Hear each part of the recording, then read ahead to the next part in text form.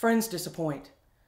I recently had to replace a part in my car, and I was feeling more than a little apprehensive and insecure about having to go to a junkyard by myself to get it.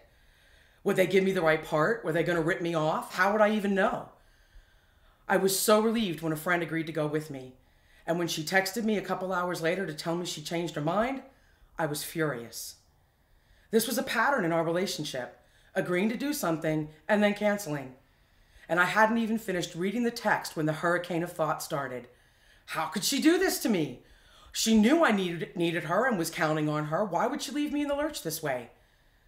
All I wanted to do was list the ways she was wrong and make her feel as bad as I did in that moment. Fortunately, I know how my ego operates, and it wasn't long until I recognized its handprint all over this situation.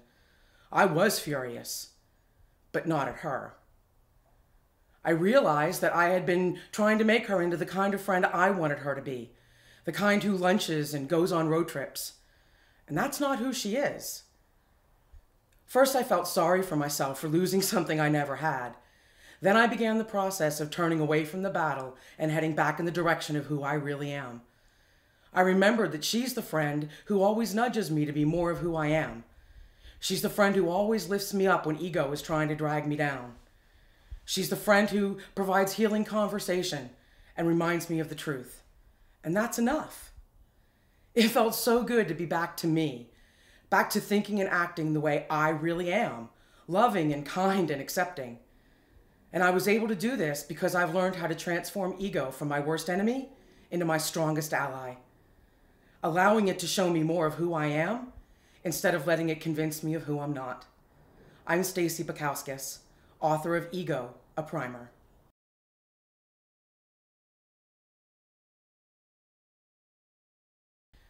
There was a time in my life when I'd have given anything to eliminate ego, to stop the incessant stream of thought that says, I'm not good enough, I'm never going to have what I want, I don't deserve this, that creates worry and doubt and anxiety, that makes me afraid.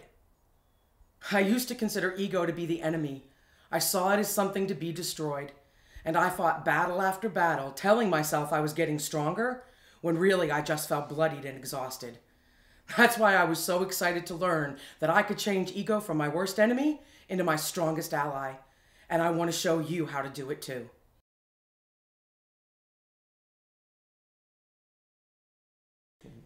Here's the deal. Ego will be with you till the end. You can see it as the enemy and struggle. That's not ever going to bring you peace. Or you can get to know it and use that information to become more aware of who you really are. In Ego, a Primer, I show you all of the masks and tricks, games and strategies that ego uses to give you the opportunity to choose. In a clear conversational style, I offer everything you need to recognize when ego is trying to drag you to the battle and provide practical steps to help you turn around and head back in the direction of who you really are. Ego will never stop. It is incessant in its efforts, and I can't change that. What I can do is help you know ego and walk you through the process of turning away from the battle and back to the light. It will always be a process, but the more you know ego, the less time it takes. It took me 24 hours to go from anger to appreciation with the friend I talked about earlier. 24 hours, not days or weeks or months of anger and misery and anxiety. A mere day to return to who I really am. And you can do it too. Putting into practice what you'll learn in this book will empower you to choose and offer you the opportunity to experience less of the battle and more of the light. Friends disappoint, or do they? Discover how you can transform ego from your worst enemy into your strongest ally and experience more of the joy that comes from knowing who you really are. I'm Staci Backauskas, author of Ego, a Primer.